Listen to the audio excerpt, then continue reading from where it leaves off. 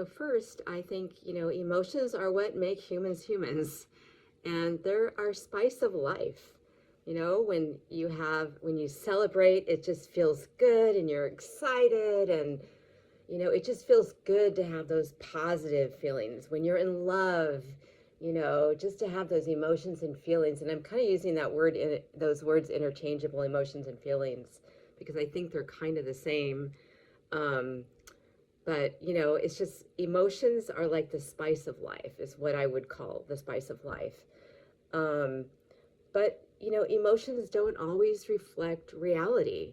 So for example, if you're in a new relationship and you're all excited about the person that you're with and you feel good about being around them, you might overlook their flaws. You might not be able to see clearly that person, because your emotions are just like flooded and they're taking control of sort of your mind or whatever. I know that's happened to me. But on the flip side, you might have a situation that happens. Maybe you were wronged or hurt, or something outside of yourself happened, and you just feel angry and upset, and you're justified.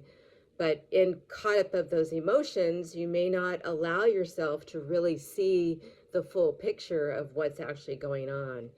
So, while our emotions are what I would call the spice of life, sometimes, they get out of control, or we don't, they get, we get imbalanced, and we allow those emotions to overtake us, whether that's a positive thing or negative things.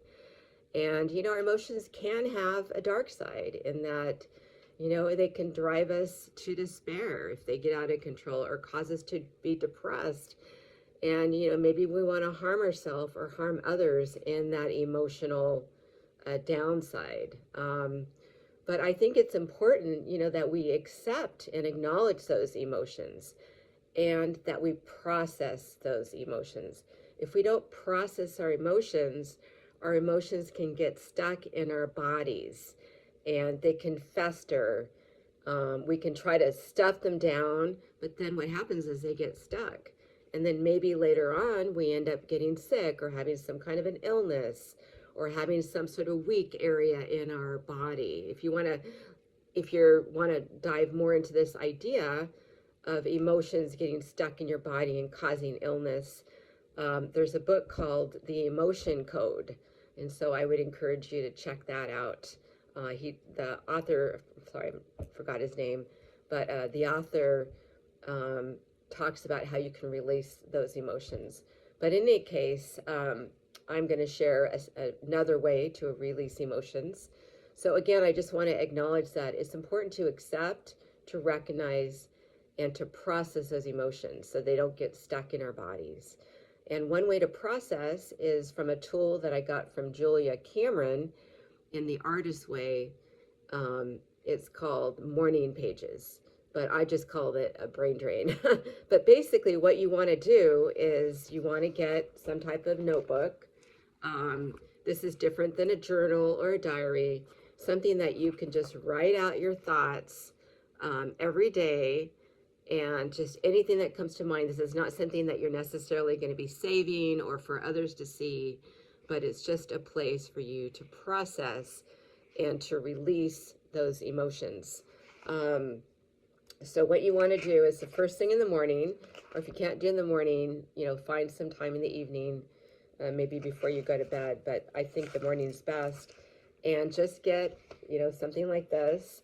And the rule is you want to keep your pen to the paper for 3 pages. So even if nothing's coming to mind, you just like, I can't think of anything. But you do that for at least 3 pages. And you want to do this every day, until those emotions are processed, until, what you might find, or what a lot of people find, is that initially you're just, dumping out the garbage of whatever that situation is. Maybe you lost a job. Maybe you had a broken relationship. Maybe you got in a fight with somebody. Maybe you're stressed out because you're looking for a new job, or you're trying to figure your life out, or whatever that situation is that's causing these emotions. But what people find is, initially they're they're releasing those thoughts, that the muddledness of thinking, the releasing that. But later on, as you're processing, you're starting to come up with solutions. You're coming up with solutions, and you're letting go, and your mind is getting a little more clarity as you're processing. So once again, in conclusion, um, emotions are the spice of life. It's great to have emotions, but emotions can also muddle our thinking, and it can negatively affect us and others as well. But it can negatively affect us. And so if we don't find a way to process those emotions, they can get stuck. So a solution or a tool that you can use is what I call sort of a brain drain, but Julia Cameron calls morning pages.